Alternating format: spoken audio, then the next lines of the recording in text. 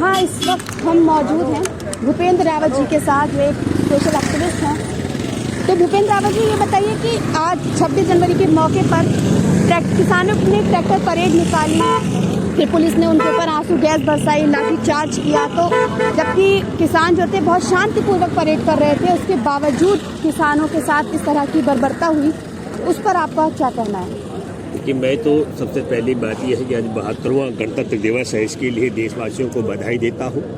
और दूसरी बात है कि ये जो मसला हुआ जो लाठीचार्ज का, इसको पहले इसको थोड़ा समझना पड़ेगा। एक तो जो शासन और प्रशासन ये मान करके चलेगा कि साहब हम लोग रास्ता रोक करके बैठे, हमारे किसान अपनी इच्छा से बैठे हुए हैं। दूसरी बात है कि बहुत लंबे समय से तय था, किसानों ने तय किया कि हम लाल किले पर जाएंगे, ये दोनों बातें तय थी।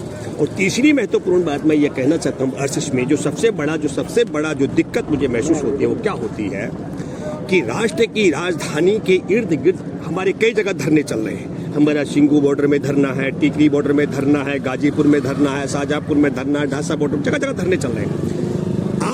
आप ये समझ लीजिएगा कि किसी धरने को हम कितना एंट्री करवा रहे हैं, किसी को कम करा रहे हैं। तो पहली बात मैं ये कहना चाहता हूं कि एक जो गोदी मीडिया ये प्रचलित कर रहा है, कुछ दूसरे मीडिया भी, कि ये हिंसक आंदोलन नहीं, बिल्कुल कोई हिंसक आंदोलन नहीं है। मैं ये कह रहा हूं, मेरा जीवन है, हम लोगों ने ऐसे संघर्ष बैरिकेड पार करना, ये सब करना कोई हिंसा का मामला नहीं है। हिंसा तब होती है जब हमारे किसानों ने कोई जो दो पत्थर दिखाए गए, मैं दावे हमारे किसान पिछले 7 साल से है और 7 महीने से आंदोलन में है, कहीं पत्थर लेके नहीं घूम रहे हैं। आप समझ रहे, खाने की रोटी उनकी जेब में नहीं है, भूखे पैसे हैं। आप समझ लीजिएगा ये पत्थरबाज भी जो थे, ये कुछ उन्हीं के थे जिनका वो बंदूकबाज थे, जो शाहीन बाग में बंदूकबाज पहुंचे थे, जामिया में जिनके बंदूकबाज पहुंचे थे, जिनके बंदूकबाज पकड़े गए हैं कहां पर, शिंगू बॉर्डर में, उन्हीं के पत्थरबाज यहाँ थे। और दूसरी बात मैं कह सकता हूँ कि हमारे लाखों लाख की संख्या है। अगर हिंसा करते तो ये ऐसा थोड़ी बैठा होता हुजूम जो बैठे जिस अंदाज में, किसी किसान ने हिंसा नहीं कहा सकता। अब हम कहें कि जिस रूट को, उसका मैं भी हिस्सा हूँ, कि जिस रूट पर हमने सहमति की बात की थी, किसान उस रूट पे क्यों नहीं चलेगा? अरे हम ये कह रहे हैं कि 3 बड़ी बातें जो महत्वपूर्ण सवाल है, हमारे देश का प्रधानमंत्री और मोदी सरकार 18 कमियां मान चुकी है।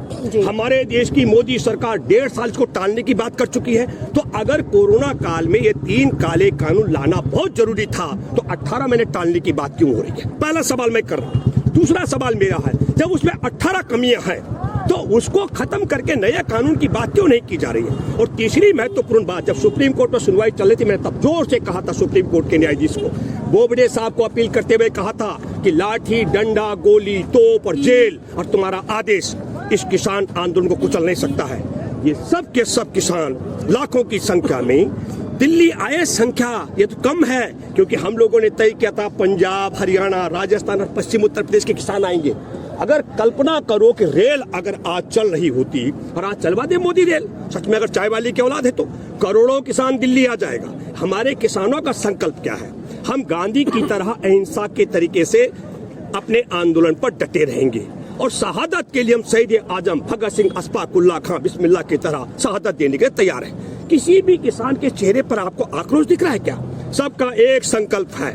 अब ये युवा शहादत हो गई यहाँ पर ITO चौक पर, आपको ये सोचना पड़ेगा। और जिन परिवारों की शहादत हुई 118 से ज्यादा, उन सब के परिजन भी आज हमारे इस किसान परेड में शामिल हैं। हमने बार बार कहा था कि राष्ट्र की राजधानी के 72वें वर्षगांठ पर, हमारे देश के गणतंत्र दिवस पर, एक तरफ अगर टैंक का परेड हो और दूसरी तरफ ट्रैक्टरों का परेड हो, तो इसमें कौन सी नाक कटने वाली थी मोदी सरकार की? मैं आपको बताना चाहता हूँ, देश के शासक करने वाला शासक को शिक्षित भी होना चाहिए, संवेदनशील भी होना चाहिए और संवाद करने वाला भी होना चाहिए। दुर्भाग्य है हमारे देश का, हमारे देश में अशिक्षित आदमी फर्जी डिग्री वाला बैठा हुआ है, संवादहीन आदमी है, संवेदनहीन व्यक्ति है, और जो गृह मंत्री की कुर्सी पर है वो तड़ी पार रह चुका है। तो किससे संवाद करेंगे और कैसे संवाद करेंगे? मैं एक बात फिर कहना चाहता हूँ, मोदी सरकार, लाख तुम मोदी मीडिया से हमारे इस आंदोलन को अपमानित कराने का, बदनाम करने का प्रयास करो, लेकिन मैं एक बात बताना चाहता हूँ, इन युवाओं ने अगर सच में हिंसा की होती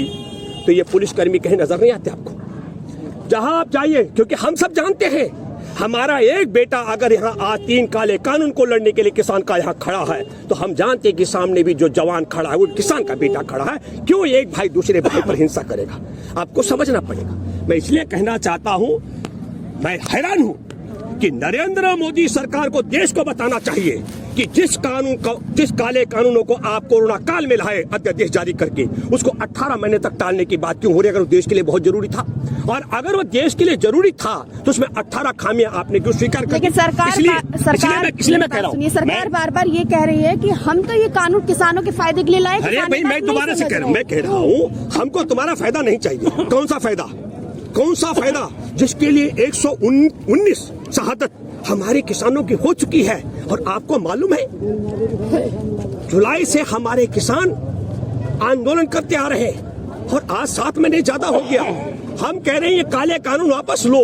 अगर अच्छे कानून, देखिए एक बात फिर मैं कहना चाह रहा हूँ, ये संवेदनशील सरकार नहीं है। इसमें इसको चलाने वाले लोग संवेदनशील नहीं है, इनमें इंसानियत नहीं है, मानवता नहीं है, इनके हृदय में आत्मा नहीं है, ये बेआत्मा लोग हैं। इसलिए ये इस प्रकार की हरकतें कर रहे हैं। मैं आपके माध्यम से फिर कहना चाहता हूं, मोदी सरकार को यदि रहना होगा तो 3 काले कानून को हटाना होगा। ये किसान आंदोलन तब रुकेगा जब 3 काले कानून हट चुके होंगे और न्यूनतम समर्थन मूल्य की गारंटी का कानून बन चुका होगा। जितनी मर्जी शहादत हो जाए, यू टर्न होने वाला नहीं है।